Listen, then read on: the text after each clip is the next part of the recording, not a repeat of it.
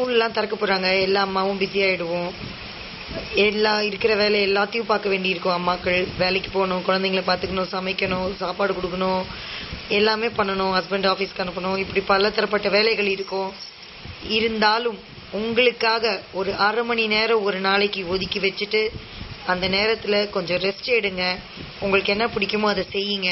உங்களோட மனநிலைமையை நல்லா ஆரோக்கியமாக வச்சுக்கோங்க. அப்போ தான் இது எல்லாத்தையுமே நம்மளால் செய்ய முடியும். ஸோ அந்த ஃபேமிலியில் இருக்கிற மற்ற எல்லாருமே அந்த பெண்களுக்கு சப்போர்ட் பண்ணணும். அவங்கள நல்லபடியாக அவங்களோட மனதளவுலேயும் உடலளவுலேயும் அவங்கள ஆரோக்கியமாக வச்சுக்க ட்ரை பண்ணுங்கள். முடிஞ்ச அளவுக்கு ஹஸ்பண்ட்ஸ் அவங்களோட வேலைகளில் பங்கெடுத்துக்கோங்க. குழந்தைங்கள ஸ்கூலுக்கு அனுப்புறதுல ஆகட்டும், எல்லாத்துலேயுமே மோஸ்ட்லி நிறைய பேர் செய்வீங்க.